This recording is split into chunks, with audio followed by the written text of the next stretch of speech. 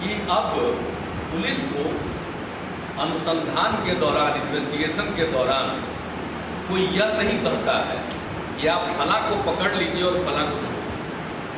तो ये दो बातें ऐसी हुई हैं जिसके चलते पुलिस ज़्यादा जवाबदेह बनती जा रही है। जब ये कहेंगे कि पूरे तौर पर हो गया, किसी को अब तकलीफ नहीं है और सब काम ठीक हो रहा है, ये बात नहीं कर रहे। साहब कोई सर्टिफिकेट जारी नहीं करने की स्थिति में आदमी तारीख, लेकिन इससे फर्क पड़ने लगा।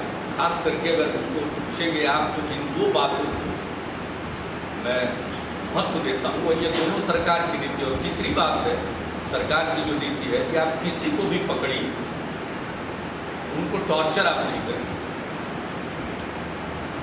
उनको अपमानित आप नहीं करें।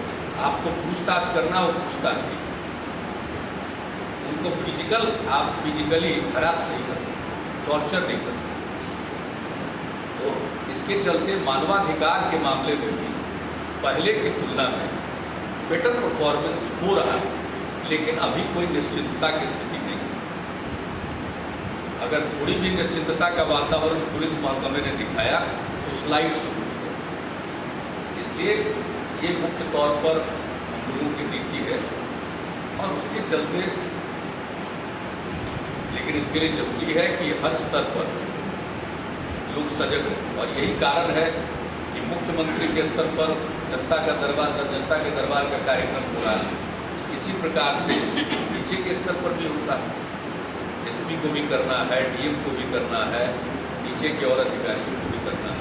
इन चीज़ों से फर्क पड़ा, और इसका हिसाब किताब, लेखा जोखा, कितने कंप्लेंट आए, क्या कार्रवाई, इसका लेखा जोखा जब पूरे तौर पर इसका कंप्यूटरीकरण हो जाएगा तो और बेहतर रखा जा सकेगा। क्या तरीका है बोलने का, वो लोगों का तकिया कलाम होता है, उसी तरह से तरीका हो जाता। हाँ, लेकिन रिपीट आते हैं तो स्वाभाविक है, इनकी समस्या हो, लेकिन जैसे ही ये ऐसी कोई बात आती है तो उस पर और ध्यान दिया जाता है। और अब ये जो विषयवार, सब्जेक्ट वाइज अगर हम टेकअप करेंगे तो स्वाभाविक तौर पर इसका परिणाम ज़्यादा बेहतर आएगा, मुझको ऐसा लग रहा है। वैसे प्रयोग है, और इस साल के आखिर तक करने के बाद इस नतीजे जो दोनों में तुलनात्मक रूप से बेहतर दिखेगा विश्लेषण से, अगले साल उसी को जारी रखेंगे, और उस लड़की की एक एक बात के हर बिंदु की जांच होगी और जरूरी कार्रवाई होगी। और यहाँ तो इसलिए तो यहाँ है कि भयमुक्त होकर के लोग यहाँ कर सकें। संभव है ये वातावरण उनको कहीं और न मिले। संभव है पुलिस पदाधिकारी अगर जनता के दरबार में उपस्थित हैं तो हो सकता है कि उनके मन में झिझक है। इसलिए हमारे स्तर पर जो होता है उसमें कोई झिझक नहीं, वो खुल करके अपनी बात रख सकते हैं। और विषयवार करने के पीछे कारण भी यही, लाख आप ध्यान दें, लेकिन कई चीज़ों का, कई प्रकार के कंप्लेंट जब आते हैं तो होता है कि उतना जिसको कहिए कि ठीक ढंग से ध्यान नहीं भी जा सकता। कई मामले ओझल हो जा सकते हैं, लेकिन इस मामले में तो कोई मामला ओझल होने की स्थिति नहीं है। और जब मेरे स्तर पर आ रहा है, इसका मतलब है कि नीचे के स्तर पर उसको याद हो जाने पर उसको उतना विश्वास नहीं है, नंबर एक, या उसको विभिन्न स्तर पर न्याय नहीं मिला। अगर यहाँ आ रहे हैं तो पूरा नहीं है, लोकतंत्र हम उन्हीं के लिए हैं। और अगर मेरे पास आते हैं तो ठीक ही है, लेकिन हमारी इच्छा होगी कि हमारे पास कम से कम लोग आएँ और उनका समाधान विभिन्न लेवल पर हो जाए।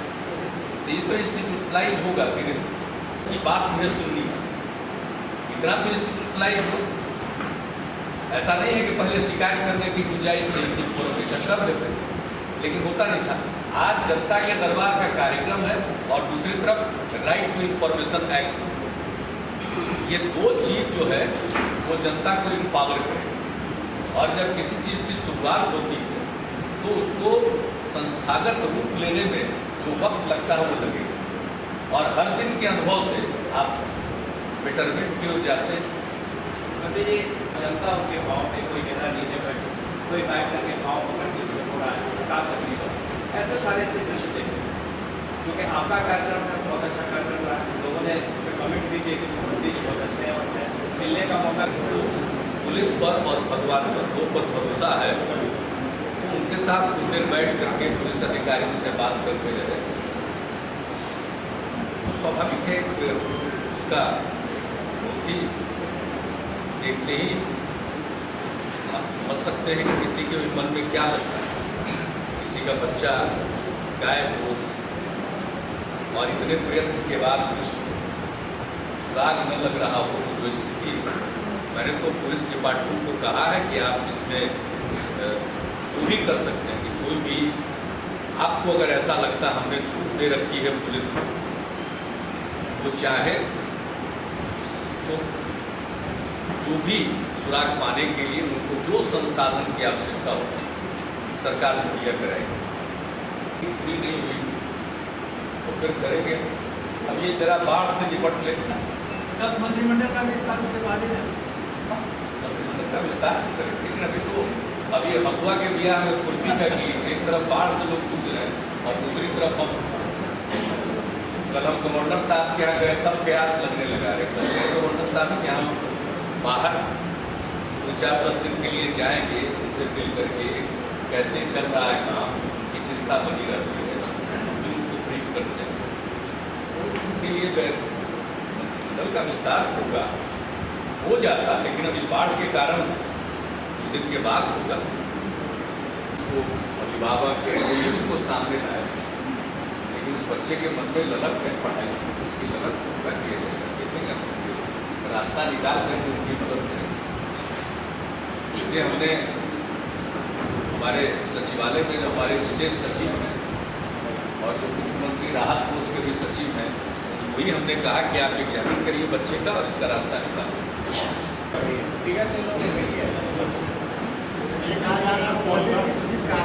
एविडेंस और कई तरह के मामले हैं जो मिला करके, तो कई बार ही कंपेरेबल नहीं रहता है।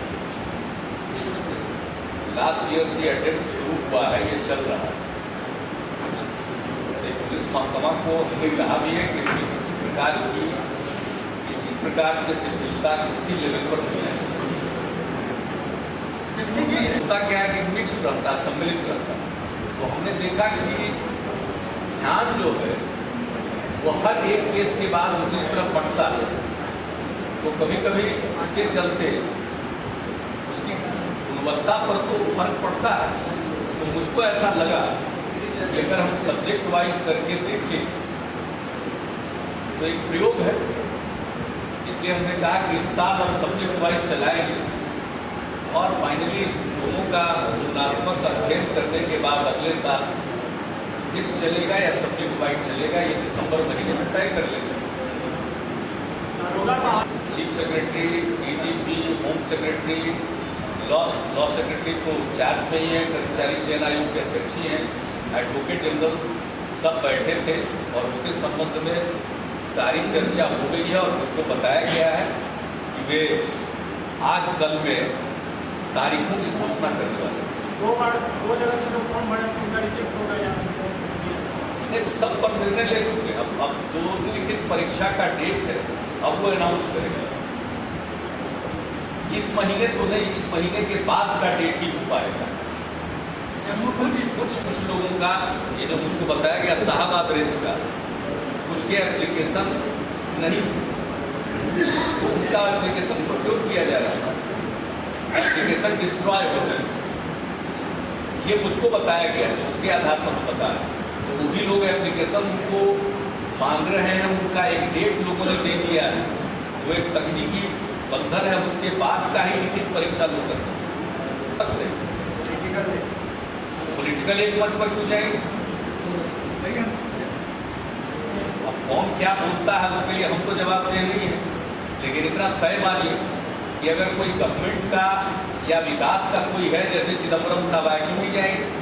केंद्र सरकार, राज्य सरकार, सबका दायित्व है, हम मिलेंगे, बात भी करेंगे, एक साथ फंक्शन में भी रहेंगे, लेकिन राजनीतिक तौर पर हम एक दूसरे के खिलाफ हैं।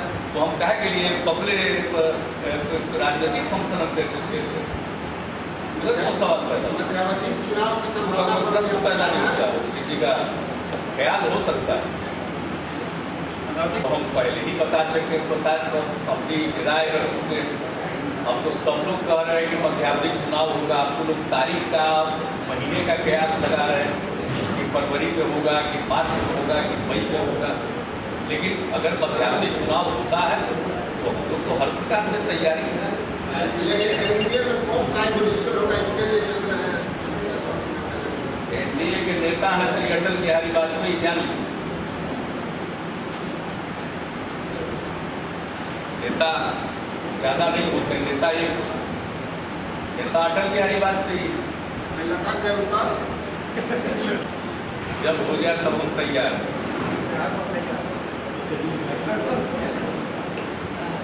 और लालू जी को जीरो पर आउट करना है, इसी के लिए हम तैयार हैं। अब जो बहाली वाला जो उसने कहा था कि रेल का अनुभव खट्टा और मीठा दोनों होता है, तो जो खट्टा वाला है वो बढ़ता जाएगा। चारों तरफ हल्ला हो गया कि नौकरी बांटना, तो सब नौकरी वाला जो आता है तो भागे फिरते हैं, आरपीएफ को लगा दे रहे हैं, लोगों से मिल नहीं रहे, खदरवा रहे हैं। अब बिहार वाले पुलिस वालों को फोन करके कहते हैं कि देखो हमारा घर के आगे आदमी छूटा हुआ, जल्दी हटाओ। और जब हटाने जाता है तो ये हल्ला कर देते हैं कि बिहार सरकार वाला हटा। हम थोड़ी चाहते जिंदगी अगर ऐसा कोई मूव चलेगा तो हम तो उसके साथ रहेंगे।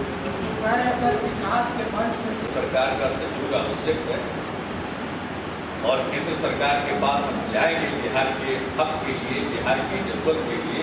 उसमें कोई हिचकिचाहट की बात नहीं होनी चाहिए और हमारी तरफ से तो नहीं है। अब बाकी लोग अगर नन कोऑपरेट करना चाहें तो बात अलग है। जैसे अब तक तो राहत में सब